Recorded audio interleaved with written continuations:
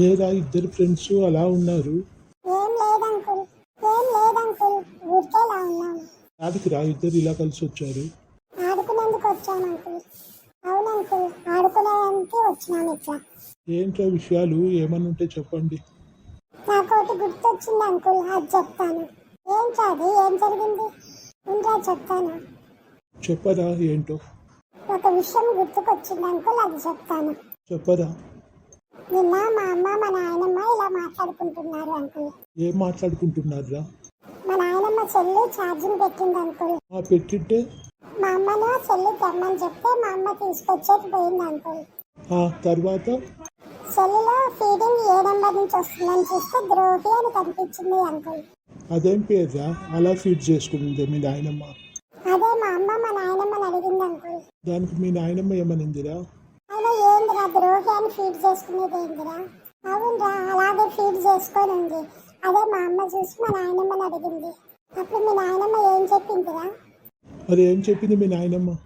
మా అమ్మతో మా నాయనమ్మ ఏమని చెప్పిందంటే, మీ నాన్న పేరు అలా ఫీడ్ చేసుకున్నాను అని చెప్పిందిరా. అలా చెప్పిందా? ఎందుకు అలా ఫీడ్ చేసుకుందంట? ఇదేంటిరా అలా ఎలా ఫీడ్ చేసుకుంది మీ నాయనమ్మ? మరి మీ అమ్మ అడగలేదా? అడిగిందిరా మా అమ్మ. మరి మీ అమ్మకి మీ నాయనమ్మ ఏమని చెప్పింది? మా అమ్మ అడిగిన దానికి మా నాయనమ్మ ఇలా చెప్పింది. నీ పెళ్ళయి సంవత్సరమైనా మీ నాయన ఇస్తారన్న కట్నం ఇంతవరకు ఇవ్వలేదు.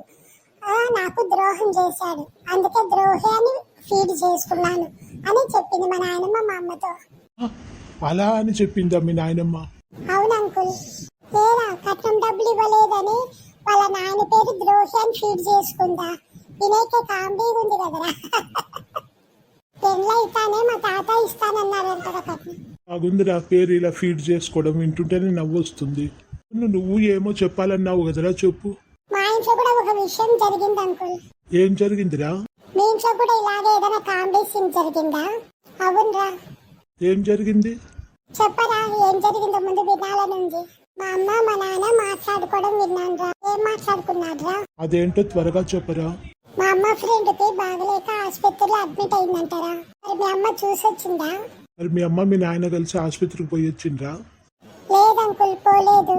లేదురా, ఆ విషయమే మాట్లాడేది విన్నాను నేను. త్వరగా చెప్పరా. మా అమ్మ మా నాన్నతో ఇలా అడిగింది, నా ఫ్రెండ్ కు బాగాలేదు ఆసుపత్రికి పోయి రావాలి అని అడిగింది. దానికి మీ నాన్న ఏం చెప్పిండు? అవునరా చెప్పు, మీ నాన్న ఏమన్నాడు?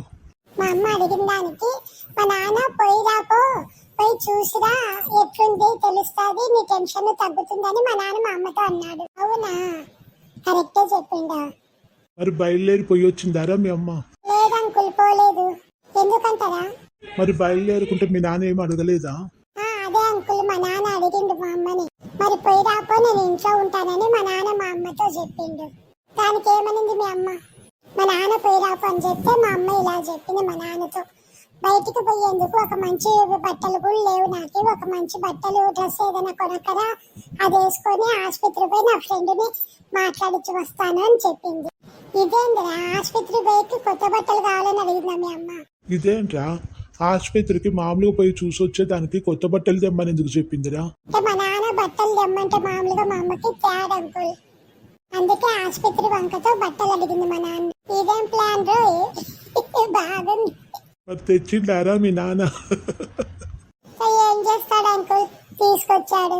లేదంటే బట్టలు తెచ్చే వరకు ఫ్రెండ్ని మాట్లాడించేది పోనంటుంది. వాళ్ళందరికీ నువ్వు పంపించలేదని చెప్తానని మా నాన్న బెదిరించింది. ఏం చేస్తాడు, మా నాన్న తీసుకొని వచ్చాడు. మంచి ప్లాన్ వేసిందిరా మీ అమ్మ. బుక్ అయిపోయింది మీ నాన్న. మీ అమ్మకు ప్లాన్ బాగా దొరికింది, ఐడియా బాగా వచ్చింది టైంకి.